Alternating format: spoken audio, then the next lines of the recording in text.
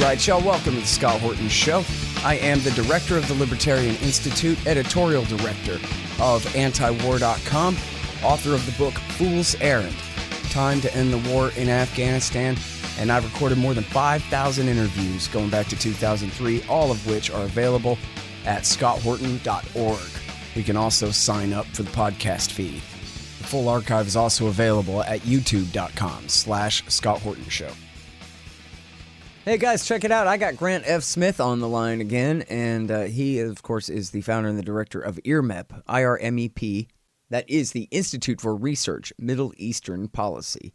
IRMEP, IRMEP.org, and he is the author of Big Israel, and most recently, The Israel Lobby Enters State Government, which is about the most absurd work of nonfiction I've ever read.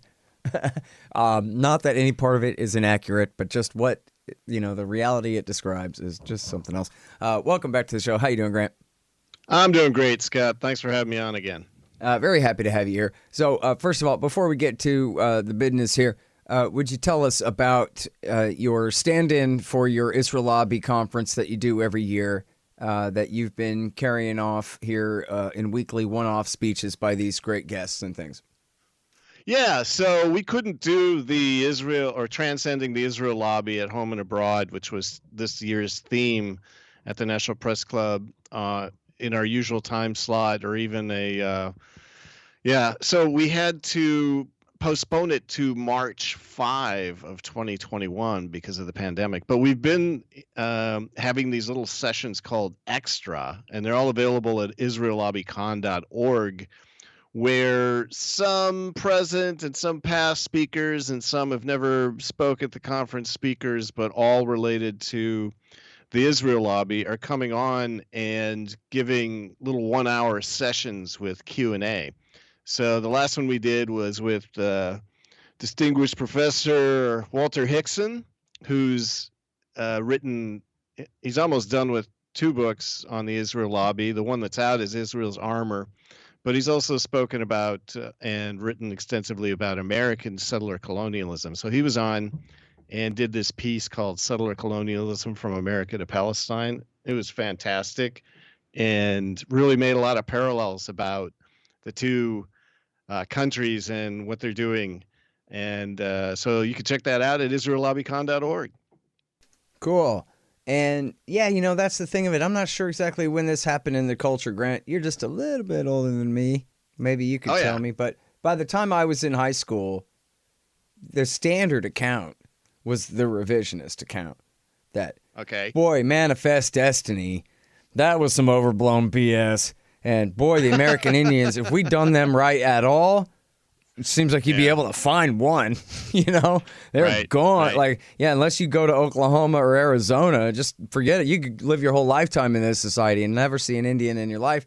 So something must be wrong here, right? The Discovery Channel ran a big series, How the West Was Lost, and told it from the point of view of the Lakota and these kinds of things, right? So then the idea was that, look, we're glad we have this country, but wish we hadn't taken it so badly, or our forebears and ancestors hadn't taken it in the way that they had, some kind of thing like that. But then when it comes to Israel, then there's this cognitive dissonance where they're really doing the exact same thing again.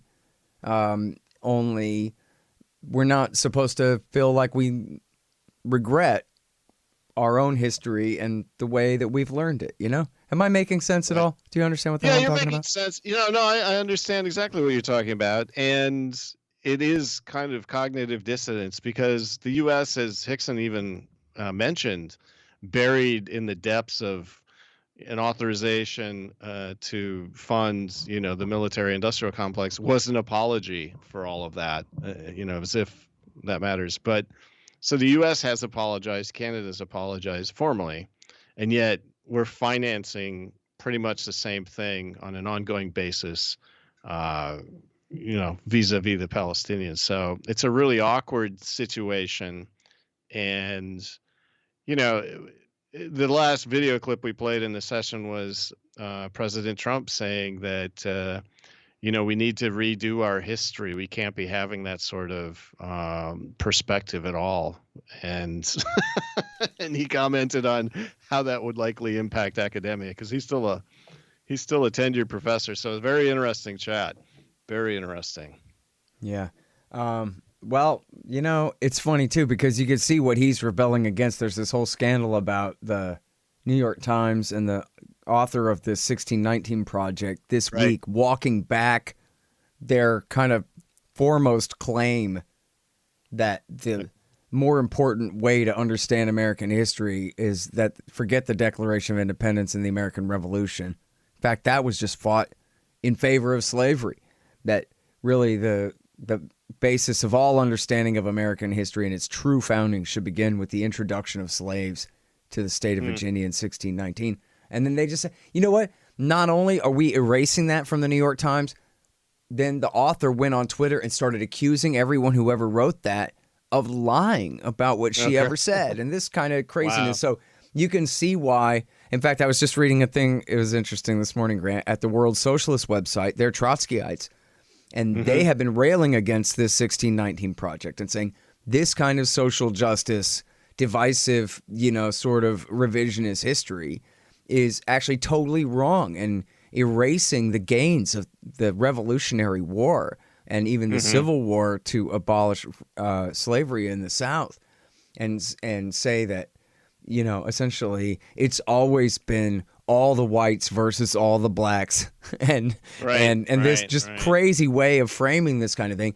How, according to these Trotskyites, these leftists, they're saying, look what you're doing. You're given the space now to, and not the Social Justice League, the New York Times, who ran this whole thing and pushed this whole thing in the name of racializing the 2020 election because it was supposed to hurt Trump. Now that Russiagate's fallen apart, remember he's caught on tape. Now that Russiagate's fallen apart, we got to make it all about race. And so these Trotskyites are saying, now you've given Donald Trump, of all people, the standing to say he's the one who's going to protect the legacy of the Declaration of Independence in the most absurd fashion, and yet one that could only be believable this year in the face of the ridiculous social justice left, which I thought was a pretty insightful take from Trotskyites. But yeah, it's amazing what you find on that website that doesn't get widely circulated. Right. They've done a lot of good journalism. I should give them more credit.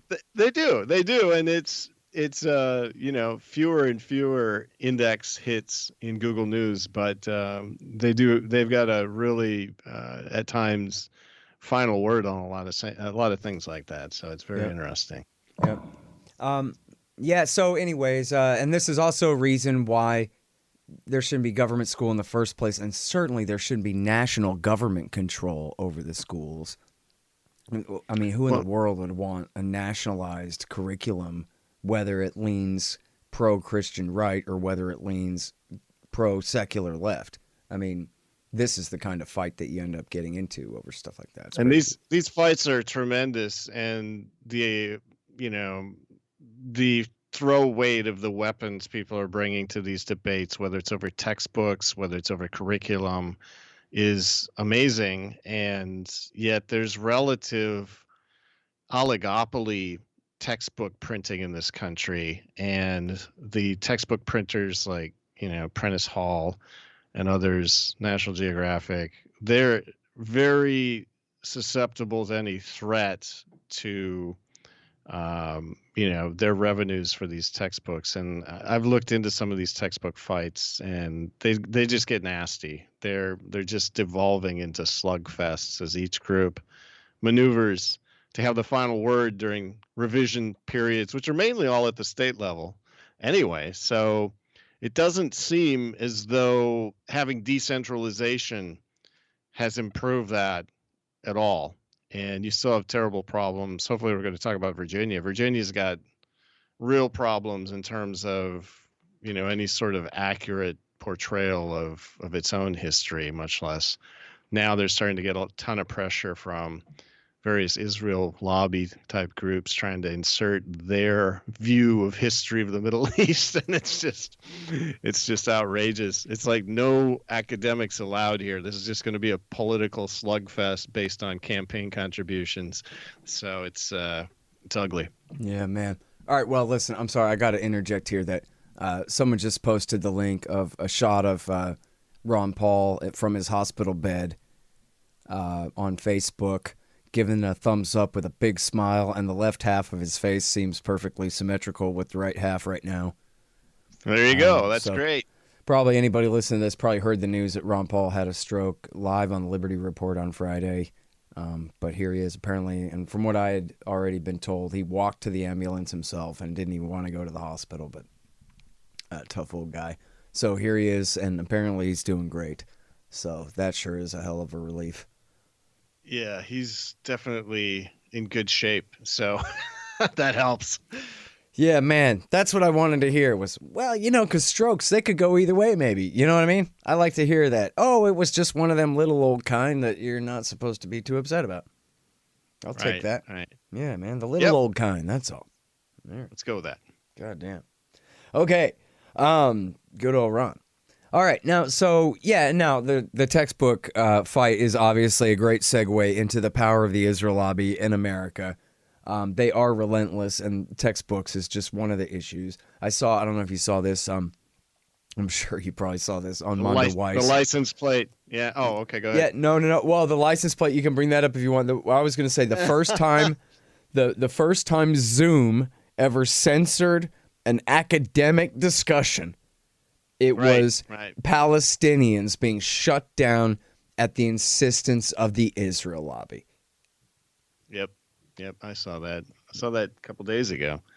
And it's, it's interesting. It's and then they managed to squeeze out a little bit of content on YouTube, and then suddenly they're shut down there too. I think we're just only going to see that growing.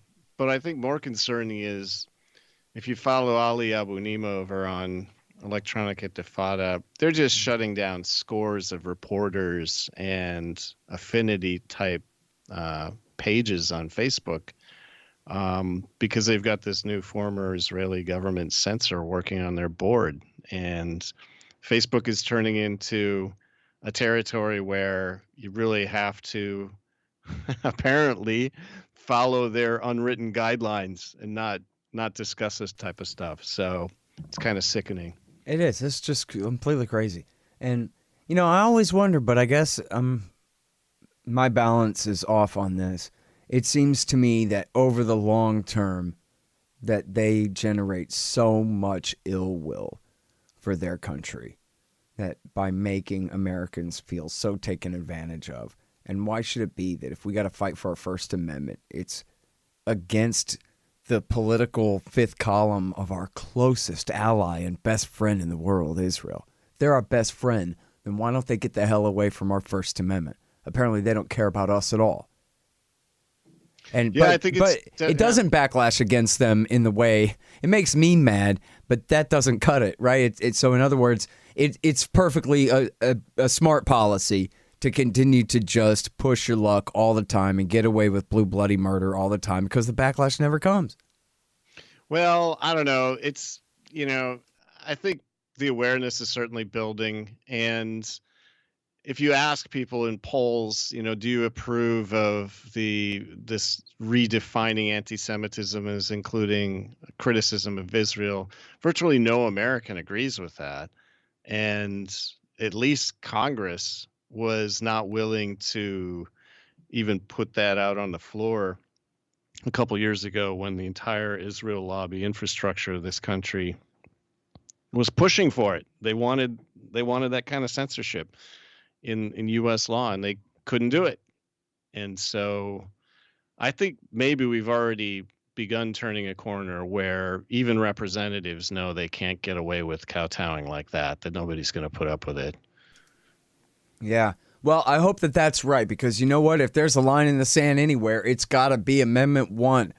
Nobody can tell you where to go to church. No one can tell you have to. No one can shut down your printing press or your website, or, better find some technicality, I guess, to shut down your website.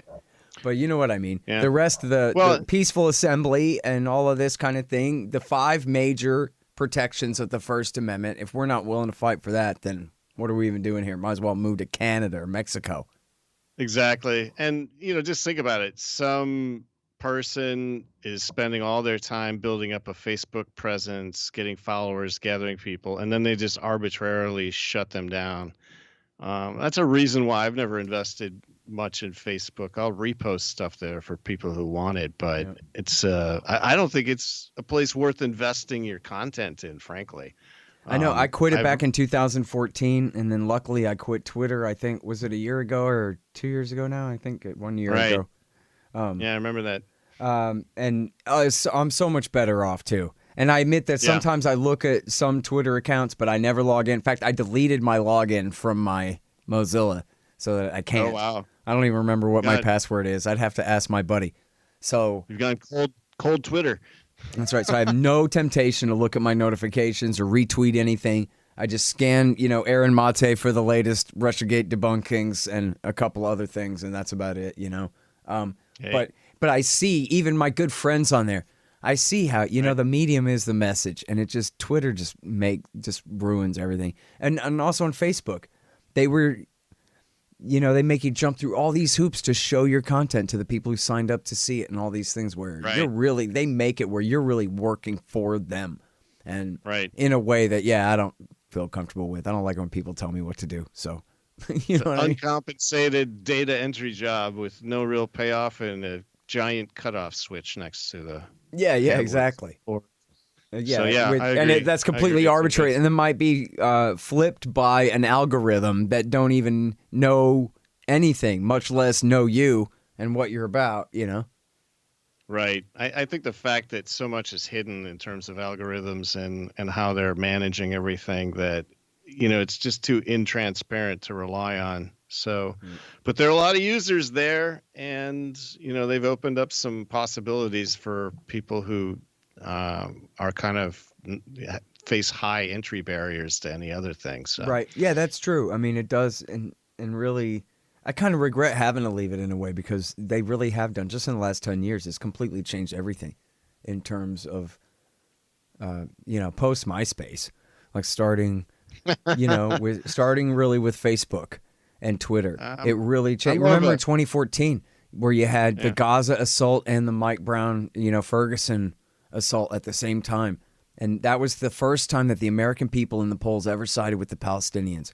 And it was because on Twitter, the Israeli propaganda could not compare to the reality of what they were doing to the Gaza. And it was couldn't keep up. The truth won out. It was right. It was like one of those things like that was what the free press is supposed to do. That's how it's supposed to work. And it did work in that way.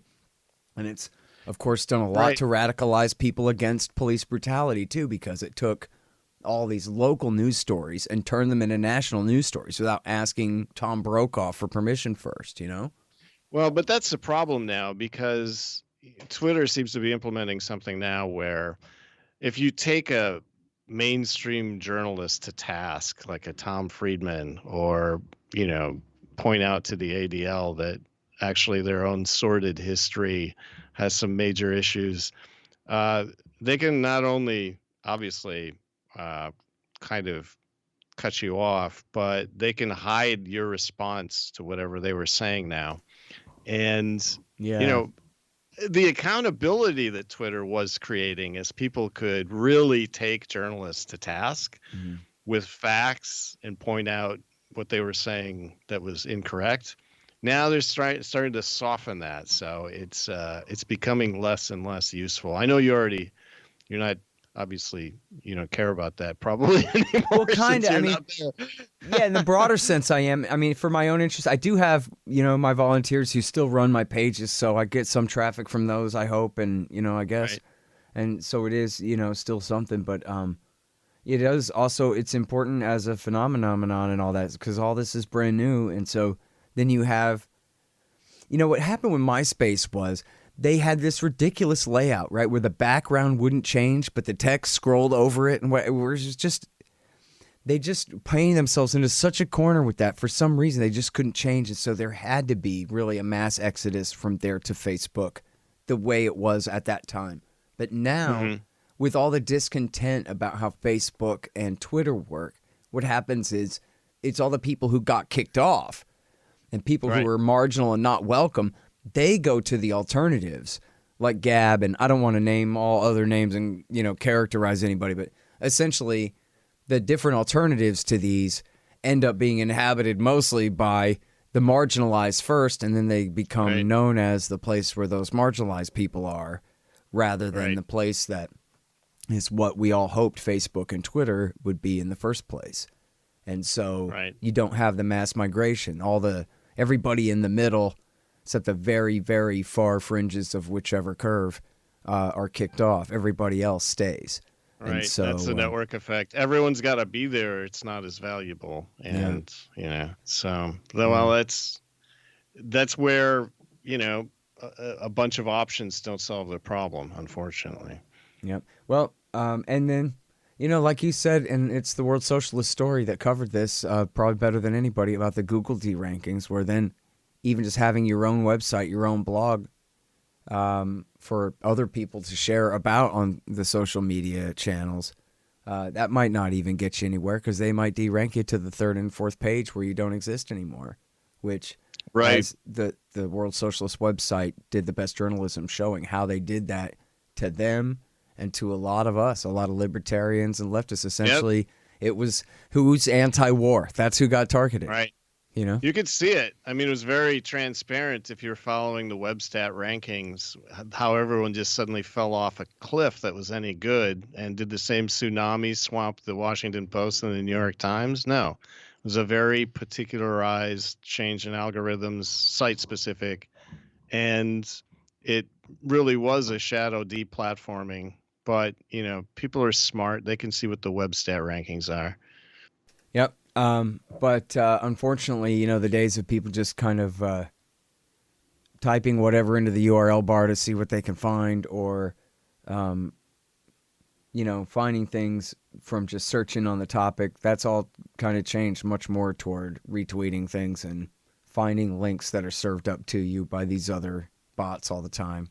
So control over the bot is everything then, There's a solution for that. They just do what I do every morning. Let's go to antiwar.com and read the headlines and then follow the articles. If you just start in the right place, Scott, you'll that's be what I fine do. After that. No, I really do that. Of course. I do. Yeah, of course. So. You'd be crazy not to. I mean, how could anybody ever behold antiwar.com for what it is one time and not make sure that that's their number one bookmark? I mean, of course. It's the most important project on the internet. I ain't saying that because I have anything to do with it. I have anything to do with it because that's the damn truth. That's all. I mean, it's true. It really is true. And I've been an avid fan for years and years and years and years, going way back. I don't even want to mention when I first started following it. Why not? It was 99 for me. Kosovo. Because you're already putting me as so much older than you, Scott. I just don't think I could handle another, Was it 95 for you? Whatever. No. I mean, I was on the internet in 95. It was more like 98, something like that. That's pretty good. Yeah. You got me beat there. I want a badge. Yeah, no, it was cool. I remember in those days in late 90s listening to right-wing AM radio talking about antiwar.com all the time. San Antonio radio. They'd be covering the Kosovo War, and the top of the hour news would say something, and then the talk show would come on, and the caller would call in and go, "That's not true. Haven't you seen antiwar.com today? Says right there." There you go. Yeah. Where are those people now? Yeah, I don't know. Maybe they're back Chaos now. Radio. Yeah. I mean, really, the right wing has never been as anti-war as they are right now. Whether Donald Trump has ended the wars or not, he has certainly led that sentiment that these wars are wasteful and stupid and wrong, and being a tough guy isn't as important as being smart on issues like this. That is true. Which, I mean, if you and I had conspired, we could have never come up with this. That what we'll do is we'll get Donald Trump to tell them, 1, I'm your leader, and 2, these wars are stupid. Don't you think so too?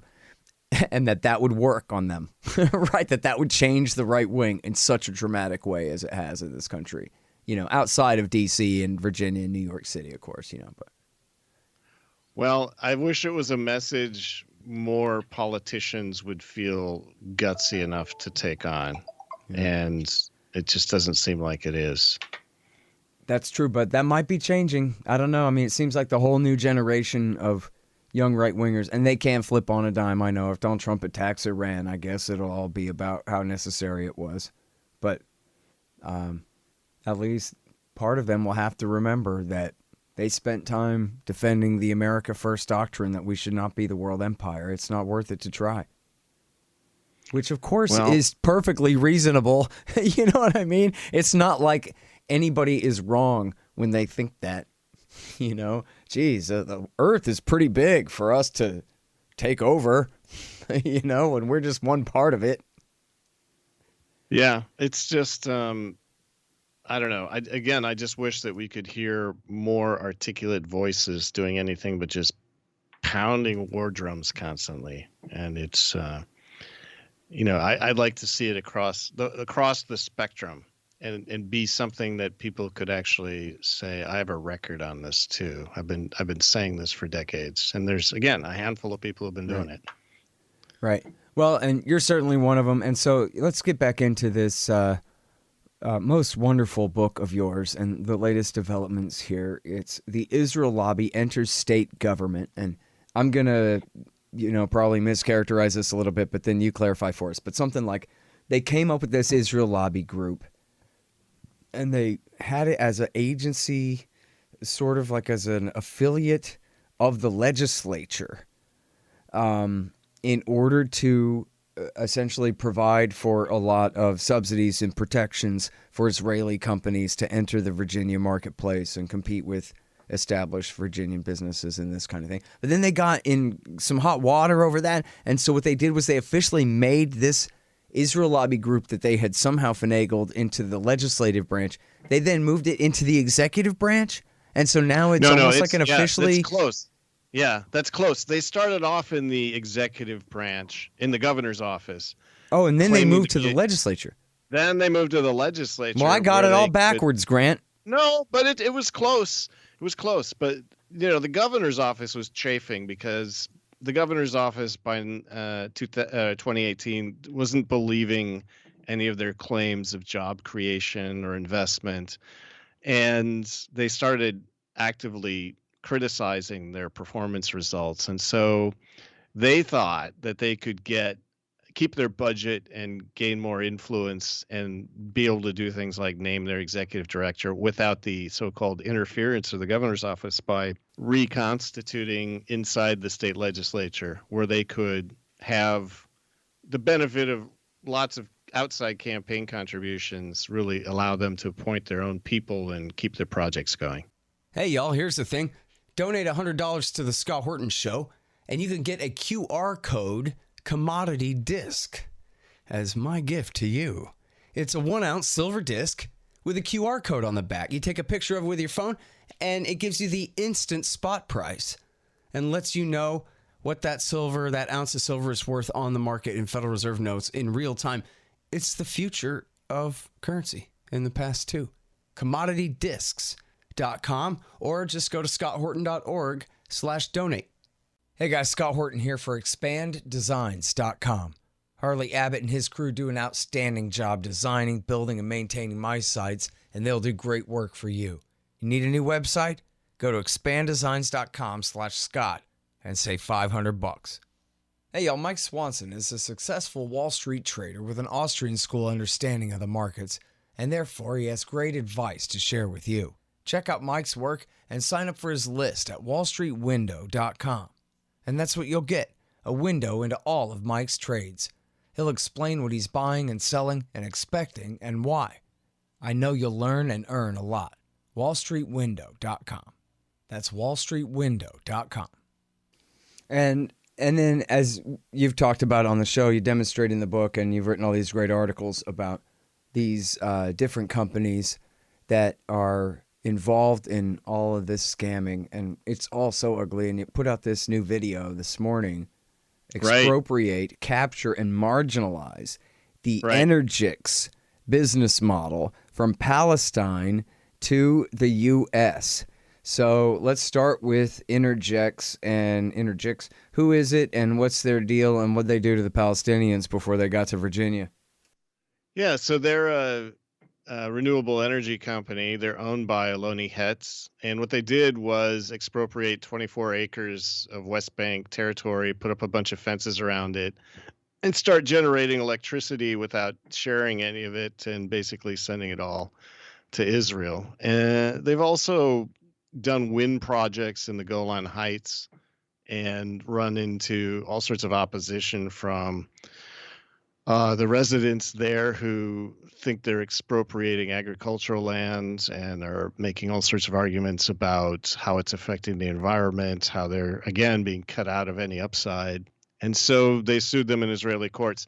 So now they're bringing sort of these bad practices to Virginia. And the whole point of the video that was released this morning called Expropriate, Capture, and Marginalize the Energix Business Model is really that they're bringing the same sort of corporate DNA to their Virginia projects. And so down at the beginning of the month, I went down and visited one of their proposed sites near Endless Caverns in Virginia in the county of Rockingham, and checked out why they're locating there and did a little bit of research on how much this is going to cost the property owners, because any property owner who's not actually leasing to Energix is going to want to know if this is going to hit their land values. And it turns out that it will. Anyone within 100 feet, according to an LBJ School of Public Policy, is going to take about a $26,000 hit to the value of their property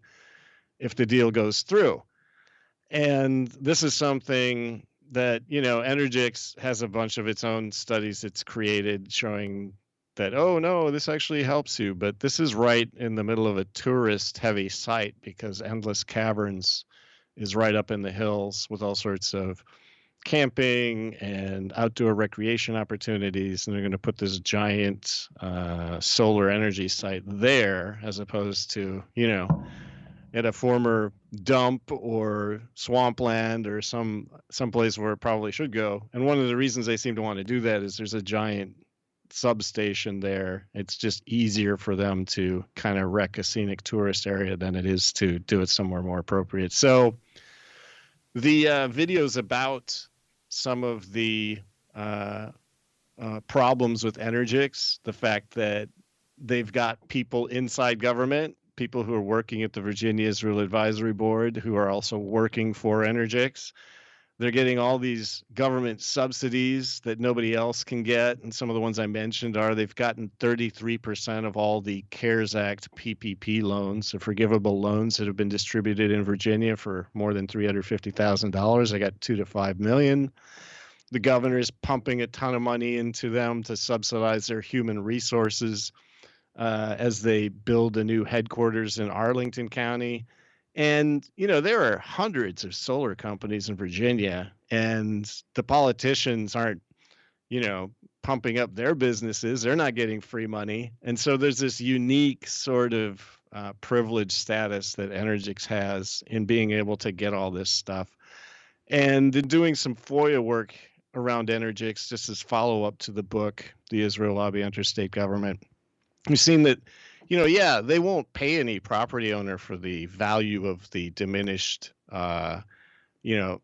property values. They do typically shift $50,000 to the Board of Supervisors of the county to get their deal to pass. And in that video is a little clip of a smart county lawyer who said, that's actually illegal. We're not going to take your proposed sweetener. But some counties have.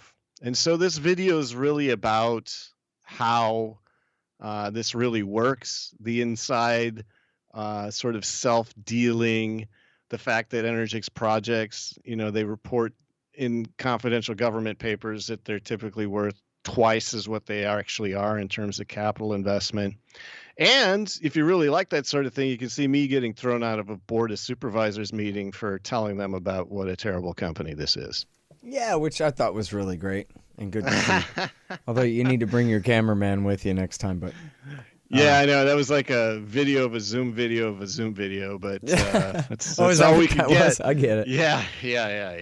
You know what? For a Zoom video of a Zoom video of a Zoom video, that was pretty damn good, I got to say. You take what you can get. You know what? You pulled it off. But listen here. So here's the thing about that. Is there anybody telling them to go to hell except you right now? Yeah, virtually everybody surrounding the proposed site that doesn't want this scenic tourist area to be destroyed. So they're really being, getting organized about this by themselves. Yeah, and I mean, there are obviously really good reasons that they're opposed to it, but in this particular site, one of the best reasons is that they really have a beautiful valley there, and they want to preserve the tourist values. There are all sorts of bed and breakfasts there, all sorts of other sorts of attractions, a beautiful creek that really rely on people wanting to go there. And I don't know if you've seen some of these things. I mean, I think solar energy is okay. I just think it doesn't belong in every single place on the planet. And in this particular place, they they really don't belong there. And most of the people don't want it there either. Yeah. Well, that's good. I mean, I wonder if, there's a way that the connection can really be made, that this isn't just an energy company, that this is part of this weird, corrupt deal with this now legislature-tied government agency from Israel here. That's really the issue that I brought to the Board of Supervisors meeting, and it was that this company shouldn't even be here, and it wouldn't be here unless there was a lot of really corrupt government activity going on. But what brought the gavel down was saying, look, these guys sitting right over here next to me from Energix, they're going to offer you $50,000 to make all these problems go away. And they don't like hearing that sort of thing. They also really don't like hearing anything about the outside world. I mean, these boards of supervisors want to keep everything focused on strictly land use issues in this particular parcel. And they don't really want to hear about whether this company's a bad actor, on the UN watch list, whether it's suing people outside of the country. And it's difficult to bring that sort of perspective in. I think it would be difficult anywhere, but it was particularly difficult in Rockingham County. Yeah. That's a hell of a situation, man. And, a lot of perverse incentives around for people to, go along and get along. Or, maybe good ones for people to go ahead and get involved and fight about it. Let it come to a head like this, Well, it's just absolutely outrageous. I mean, I know you were already interested in this issue beforehand. Me too. But this is particularly galling, even if you're just, some Virginian hearing about this with whatever brand X politics. This whole thing is completely crazy. Right. And it really does cross. I mean, this is not clearly, you can't really politicize this or say this is a conservative or progressive issue. I mean, the people all over the map. There's some people who fervently believe that, hey, this is my land. I can't make the money out of agriculture that I used to. I've got loans. I should be able to use it any way I want. And that's certainly a valid perspective. But there's also the perspective of, hey, I'm an adjacent landowner. What you're going to do is obviously going to drive down the value of my property. And plus, I have a B&B and no one's going to want to look at that thing. And plus, the company's got a terrible record, not just overseas, but it's got a terrible record in Virginia in terms of cutting down trees and not doing what it said it was going to do in terms of just keeping the things out of sight. And, so, yeah, I mean, it's a complicated issue, and I can't say that every single Virginian is going to take one side or the other. There's obviously a complex mix of issues going on. Mm. Yeah. All right. Well, let me see what I'm missing here, man. Got distracted by late breaking Ron Paul news here. Yeah, that's a big deal. Yeah, it really is.